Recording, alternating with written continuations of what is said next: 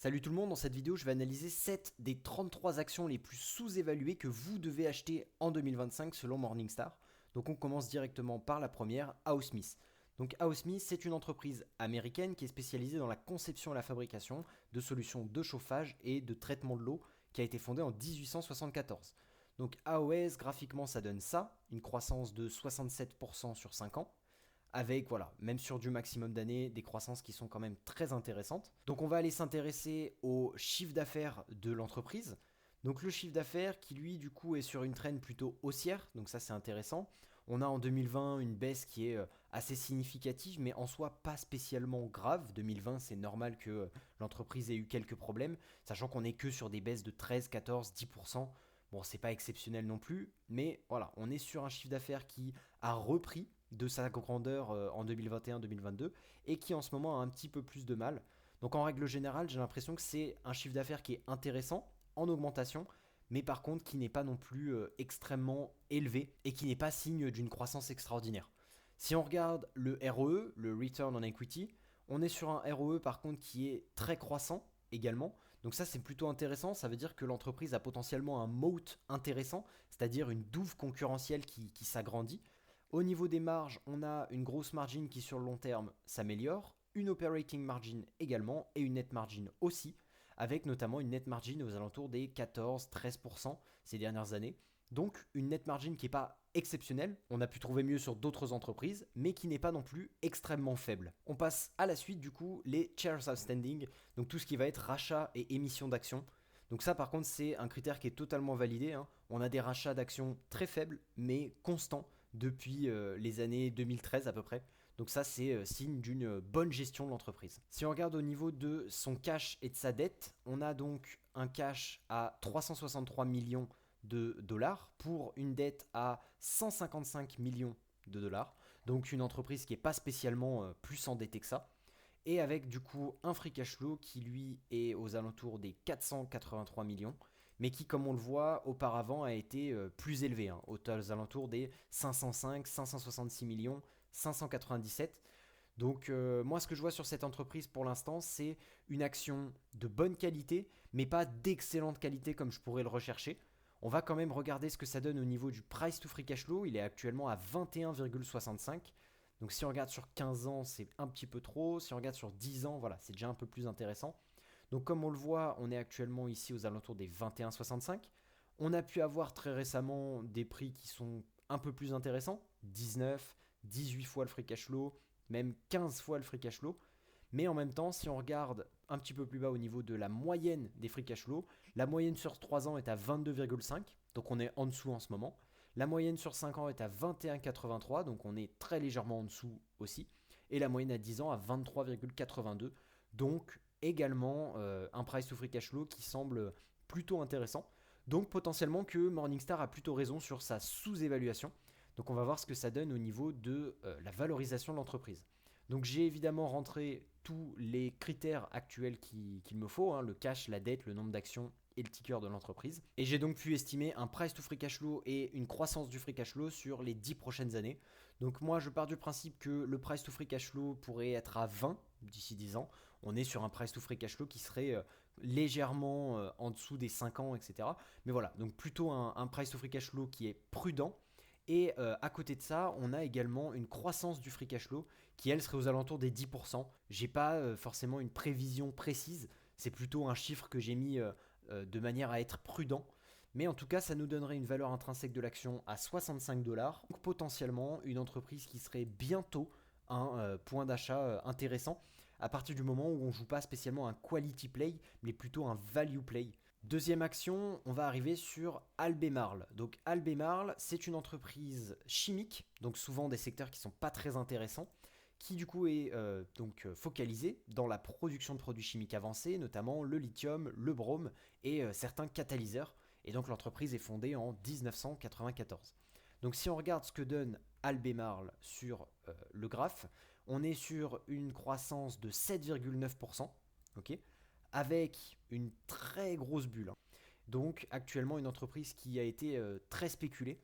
On va voir ce que donne son chiffre d'affaires, notamment. Le chiffre d'affaires qui lui suit un petit peu le cours de son action, hein, qui est très fortement monté dans les années 2022 et qui depuis 2023-2024 se remet à diminuer fortement. On va s'intéresser juste à la profitabilité de l'entreprise pour être sûr que on n'ait pas un chiffre d'affaires qui soit un petit peu cyclique, mais à l'inverse une profitabilité qui soit vraiment croissante constamment. Et effectivement non, hein, là c'est carrément un critère qui n'est pas du tout validé. On va pas s'intéresser plus à l'entreprise, on est vraiment sur une entreprise qui n'est plus rentable depuis les années 2016. Donc pas spécialement intéressant. On passe à la troisième entreprise, Alphabet, donc Google. Donc Google, vous connaissez tous, je ne vais pas vous faire une description de l'entreprise. Voici ce que donne l'action à l'heure actuelle, hein, 171% sur 5 ans, avec à l'heure actuelle un plus haut historique, aux alentours des 200, on est à 194. Donc ça signifie que malgré qu'on soit très proche du all-time high, on a Alphabet qui est soi-disant sous-évalué, d'après Morningstar. Donc là, potentiellement que Morningstar se trompe un peu. On va regarder ce que ça donne. Évidemment, Google, c'est une entreprise de très bonne qualité. Donc je vais vous donner quelques chiffres. Au niveau du chiffre d'affaires, on a une très jolie croissance exponentielle qui est totalement intéressante. Au niveau de la profitabilité, on est encore une fois sur une profitabilité qui est en hausse, avec certaines années légèrement plus faibles que d'autres, mais en règle générale, c'est une très belle croissance. Si on regarde ensuite le ROE de l'entreprise, on va voir un ROE qui normalement est très satisfaisant et même en hausse sur les 6-7 dernières années.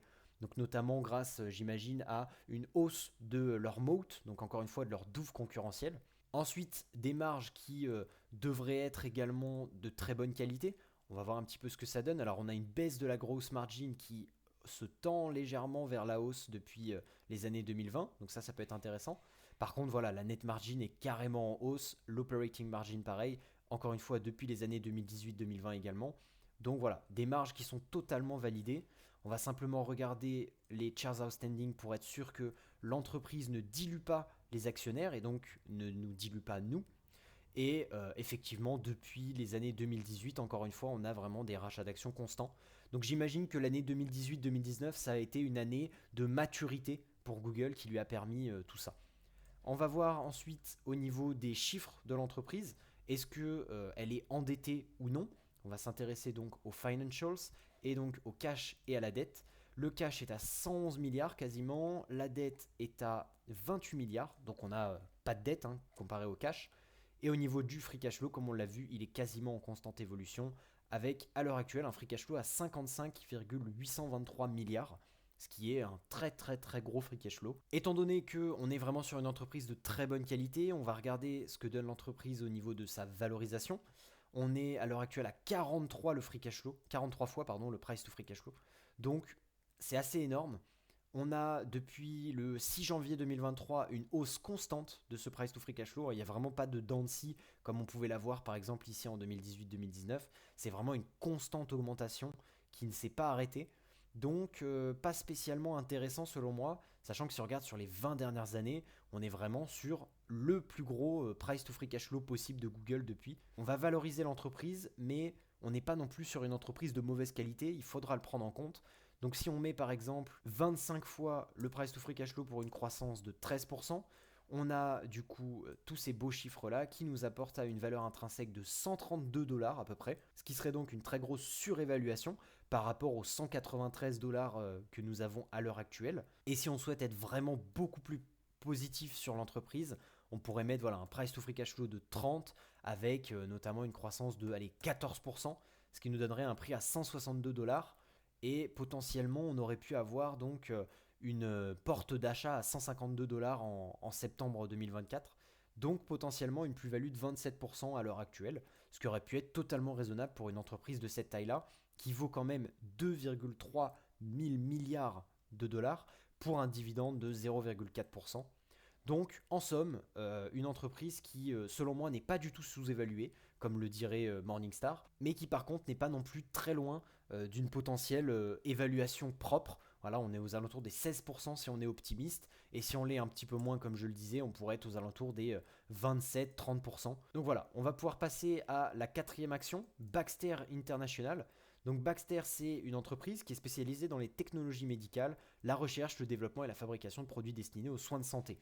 Donc Baxter, ce que ça nous donne en graphique, ça va être assez intéressant, qui, comme Albemarle, a très fortement augmenté pour au final subir une crise assez rapidement de moins 60%.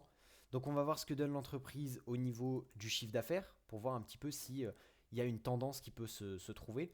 Alors la tendance, effectivement, elle est surprenante, c'est que avant 2014, on avait vraiment un bon chiffre d'affaires qui s'est craché sur 2015 et qui depuis reprend très lentement de sa grandeur. Donc voilà, c'est quand même une belle croissance du chiffre d'affaires si on regarde que entre 2015 et de nos jours. Mais attention, s'il y a eu une baisse une fois, il pourrait y avoir une baisse deux fois. On va s'intéresser plutôt donc au free cash flow pour voir si effectivement cette tendance depuis 2015 elle réaugmente. Et donc effectivement non, c'est pas spécialement le cas. Comme on peut le voir, il y a encore cette tendance haussière jusqu'en 2014, une grosse baisse en 2015, mais là on n'a pas cette tendance haussière non plus très intéressante. On a une belle hausse jusqu'en 2019 et depuis 2019 une baisse. Donc là pour moi c'est une entreprise qui répond pas du tout à mes critères, que je vais pas valoriser du tout. Donc on passe à la suivante. Entreprise suivante, on est sur Caterpillar. Donc Caterpillar qui est une entreprise américaine qui est connue comme étant le plus grand fabricant mondial de matériel de construction et d'équipements miniers. Donc Caterpillar en termes de graphique, je pense que c'est beaucoup plus intéressant. On n'a pas eu affaire à des bulles. Effectivement, hein, voilà, 198% en l'espace de 5 ans avec des cyclicités, on va dire ça comme ça. On voit qu'on a des très fortes hausses, puis des très fortes baisses, puis des très fortes hausses, des très fortes baisses, etc. ainsi de suite. Donc on va voir ce que ça donne au niveau du chiffre d'affaires. Donc Caterpillar, on est sur un chiffre d'affaires qui va être également très cyclique, comme vous le voyez là, de très fortes hausses et de très fortes baisses à la chaîne. Donc ça déjà pareil, c'est encore une fois un critère qui n'est pas du tout validé. On va vérifier cependant le free cash flow de l'entreprise pour être sûr que cette profitabilité n'est pas non plus cyclique. Et donc du coup ici, bon, on n'est pas sur une croissance exceptionnelle, mais effectivement on est quand même un peu plus sur une tendance à la hausse. Donc c'est quand même légèrement plus intéressant. On va regarder les autres critères donc. Donc Caterpillar, son ROE, il est à l'heure actuelle aux alentours des 50-60%, donc un très bon ROE qui est en augmentation depuis les années 2020. Donc ça c'est un critère qui est validé, qui est intéressant. Au niveau des marges de l'entreprise, Caterpillar, elle a donc des marges qui vont être... On va avoir des marges qui sont en constante augmentation depuis 2016 hein, quasiment, avec donc des marges relativement faibles, mais qui sont quand même plutôt validées. Hein. Net margin aux alentours des 16%, operating margin aux alentours des 20%. Ça se comprend, c'est des marges qui ne sont pas extrêmement mauvaises. Et si on regarde donc sur les shares outstanding, encore une fois, on va avoir donc Caterpillar, une entreprise qui ne dilue pas ses actionnaires et qui à l'inverse justement fait des rachats d'actions quasiment constamment. Donc une entreprise qui est relativement bien gérée. Voilà, c'est pas une top entreprise pour l'instant, mais d'après ces critères-là, ça a l'air d'être une entreprise de qualité bonne, mais qui a par contre une certaine cyclicité. Si on s'intéresse au cash de l'entreprise, il est aux alentours des 7 milliards pour une dette aux alentours des 38 milliards. Alors là par contre, attention, on va vérifier le cash flow de l'entreprise qui est à 9 milliards et qui donc du coup n'est pas remboursable, en tout cas la dette n'est pas remboursable avec le free cash flow en l'espace de moins de 3 ans. Donc ici, on est sur une entreprise qui est trop endettée pour moi et on va pas partir du fait de ce risque-là sur plus de détails, sachant que comme on l'a vu, on est sur une entreprise qui est très cyclique et qui à l'heure actuelle est plutôt au sommet de sa cyclicité, donc potentiellement sur les prochaines années, une baisse du chiffre d'affaires, de la profitabilité, etc. On passe donc à la sixième entreprise, Comcast, qui est soi-disant sous-évaluée d'après Morningstar. Donc Comcast, beaucoup le connaissent, hein, c'est une entreprise américaine leader dans les médias, les télécommunications et la technologie et qui est fondée en 1963. Donc Comcast, c'est une entreprise qui nous donne ça au niveau de son graphique. On est sur à peu près moins 12% de performance, donc une performance négative, sûrement due à une très forte surévaluation dans les années 2020 au vu de la grosse bulle que je vois juste là. On va regarder ce que ça donne évidemment, comme toujours, sur le chiffre d'affaires de l'entreprise. Un chiffre d'affaires qui, lui, contrairement à son cours de l'action, est en constante évolution. Donc là, potentiellement quelque chose d'intéressant. On a potentiellement une entreprise qui est effectivement un peu boudée des investisseurs et donc peut-être sous-évaluée. Et si on regarde le price to free cash flow, le free cash flow, pardon, on est également sur une belle tendance haussière. Si on regarde son retour sur investissement, on est aux alentours des voilà, 15, 16%, 18%. Donc un ROE qui est relativement validé, mais par contre qui n'est pas du tout en hausse sur le long terme. Hein. On est plutôt sur une stagnation, ce qui est un peu plus embêtant. Un ROE qui stagne signifie du coup un moat qui potentiellement stagne également. Donc une entreprise qui a peut-être du mal à se faire la main. Donc je ne vais pas m'intéresser en profondeur à cette entreprise-là non plus. Je pense qu'elle a du mal à peut-être trouver des leviers de croissance. Donc une entreprise qui a peut-être du mal à se faire une place en 2025. On part donc sur la septième et dernière action, Corteva, qui est donc une entreprise internationale spécialisée dans les solutions agricoles cette fois-ci. Graphiquement, ça nous donne une performance de 123%, donc plutôt intéressant, hein, clairement. Maintenant, sur le maximum d'années, on est encore une fois sur un plus haut quasiment, hein. Le plus haut était en 2022, mais là on est en train de le rattraper. Donc potentiellement comme Google, une sous-évaluation d'après Morningstar, mais selon moi pas forcément. Donc on va voir évidemment les chiffres de l'entreprise. Donc Corteva, elle va avoir un revenu qui est quand même plutôt cyclique de ce qu'on voit aussi. Par contre voilà, ce qui m'embête un petit peu, c'est qu'on a très peu d'historique. Quand on regarde ça, on n'a que 3, 4, 5 ans de disponibilité en termes financiers. Donc c'est un petit peu dérangeant. Mais si on regarde le free cash flow, là c'est encore pire. Là on a un free cash flow qui est pas rentable, qui est rentable, qui est pas rentable. Bon, c'est compliqué.